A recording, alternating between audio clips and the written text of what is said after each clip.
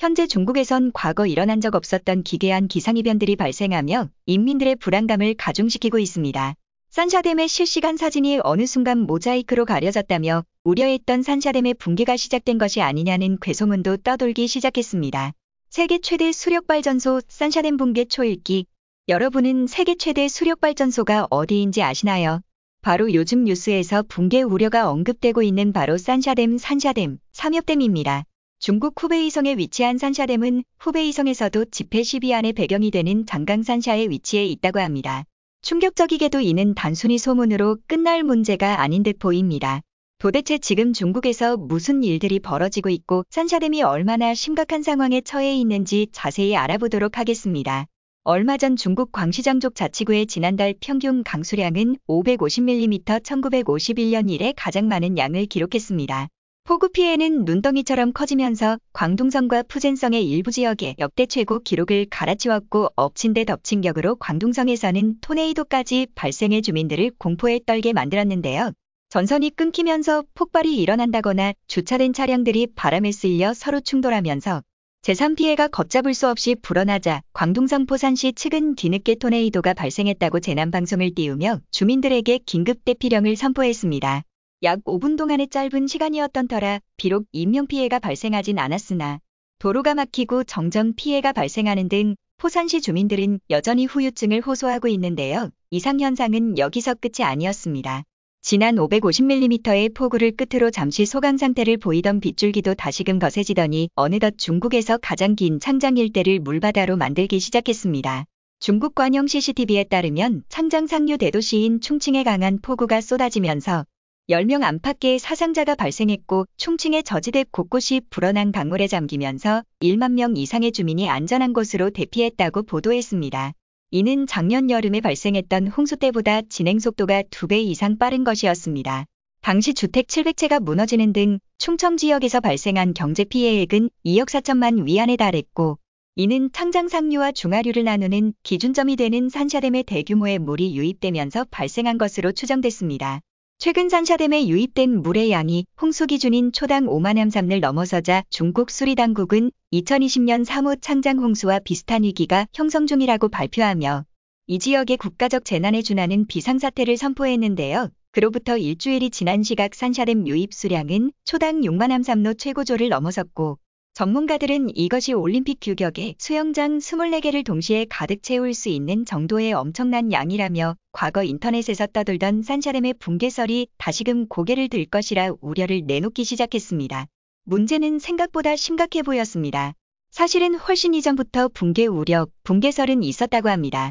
그러나 실제로 산샤댐의 구조적 취약성과 부실 공사 사실이 드러나면서 산샤댐의 붕괴는 시간 문제가 되어버렸습니다.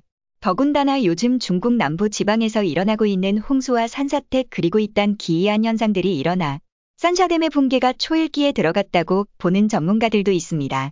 만약 산샤댐이 붕괴한다면 6억 명가량의 인명피해가 발생하고 하루가 지나면 난징까지 물에 잠긴다고 하며 난징 다음은 국제적 대도시 상하이입니다. 산샤댐이 붕괴되면 비단 홍수만이 문제되는 것이 아니라 홍수로 인해 2차적으로 발생하는 전염병, 경제적인 문제가 발생할 수밖에 없죠. 중국 관영 CCTV의 보도에 따르면 이번 홍수로 산샤댐의 수위가 147m까지 올라 홍수 통제 수위를 2m 넘어섰다고 밝혔습니다. 장마철에 계속되는 홍수를 산샤댐이 견딜 수 있을런지 산샤댐이 붕괴된다면 중국 남부지방과 동쪽 해안 지역에 위치한 원전들의 문제가 생기게 되고 그 피해 역시 중국에만 국한되지 않고 한국에도 방사능 노출 피해가 있을 것이라 합니다. 그러니 제발 큰 피해가 없길 바라는 마음입니다. 현재 홍수의 진행 상황이 작년보다 2배 이상 빠르긴 하나 아직 그때만큼의 저수량이 충족된 것은 아닙니다.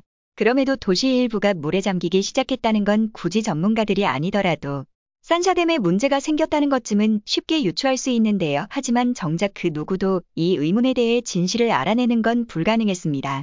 어느 순간부터 산샤댐의 위성사진이 모자이크로 가려지더니 아예 작년 이맘때 사진으로 고정된 듯 최근 상태를 확인할 수 없게 조치해뒀기 때문이었죠. 그로부터 얼마 지나지 않아 남쪽으로 대략 1080km 넘게 떨어져 있는 광둥성의 도시들도 침수돼 48만 명에 가까운 주민들이 피해를 입었다는 충격적인 소식도 들려왔습니다. 광저 우루바오 등 현지 매체에 따르면 응급관리국은 폭우로 홍수와 산사태가 발생해 지금까지 17만 7,600명을 긴급 대피시켰고 피해를 입은 농경지의 면적이 27.1헥타르에 달하며 무려 1,729채의 가옥이 무너졌다고 보도했습니다. 아울러 지금까지 추산된 경제 손실만 17억 5,600만 위안에 달한다고 부연 설명했는데요. 반면 허난성을 비롯한 중부 지역은 지난달 중순 이후 강우량이 25mm에 머물며 가뭄 피해를 호소하는 등 기상 전문가들은 일방적으로 한쪽에만 쏠려 있는 강수량이 역사상 유례없는 홍수 사태를 일으킬 수 있다고 경고하고 있는데요. 하지만 최근 비가 많이 오긴 했으나 아직 작년 최대 수치에 달하지 않았다는 것.